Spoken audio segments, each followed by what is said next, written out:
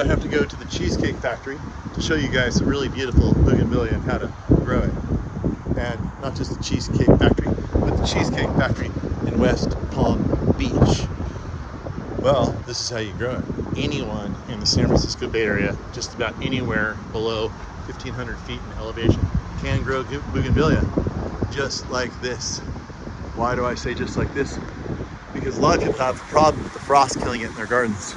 Well, frost doesn't really hit at all on your stucco here, unless you're in the coldest locations. And even then, if these bougainvilleas, they get a little bit of wood on them, then they'll even handle the frost. They'll just kind of die back a little. The outer part will die back in the winter, then it'll come sprouting out in the spring. Every year they get bigger and more vigorous, and eventually they get so vigorous that you might wish you didn't plant them, because it tries to take over the whole building. Now, this is Bougainvillea spectabilis. This is the most cold hardy of all the bougainvilleas. It's also my favorite bougainvillea because I love the color purple. It's one of my favorite colors. It also has a really glossy leaf to it, and it gives it a more tropical appearance. It's got the most beautiful leaf, I think, of all the bougainvilleas. You can see in here, nice and lush.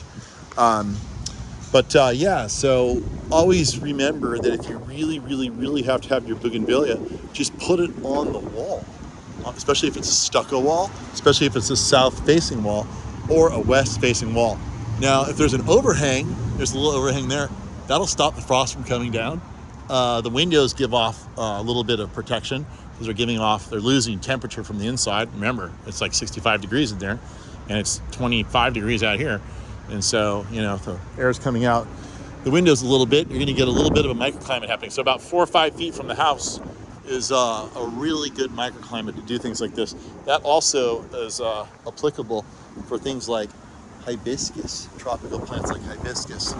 But you can see what they did here on every one of their columns. They put it on, and I'll show you something really cool that is almost invisible, that you can't even see unless you look really closely. You see anything? What about now? There, you see it? You see it now? Okay, they have wire in there, and you can't even see it. And that's how they're able to really grab this plant to the wall. It's it's kind of intrusive to the wall a little bit. You got to drop some anchors in there. But then they get this, what kind of wire is that?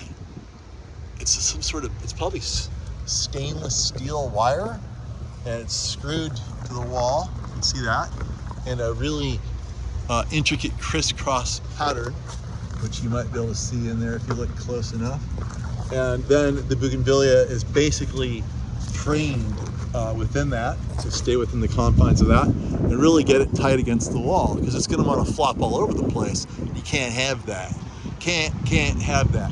So once you get the main structure close to the wall, then you can take your pruners and just prune straight up and create this beautiful column of purple, living purple.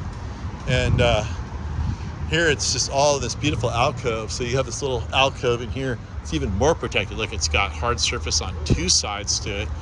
And like, there's the bougainvillea, the trunk actually gets to be a really pretty texture on it when it gets really old. And but yeah, you can see how they did here. They've got 1, 2, 3 plants planted, and they're really tight on the wall. And it's just a really beautiful look. So I highly recommend, if you got to have your bougainvillea and you think you can't grow it, I would try putting it on the south or west facing wall. Get some wire in there, and you'll probably be fine. There you go.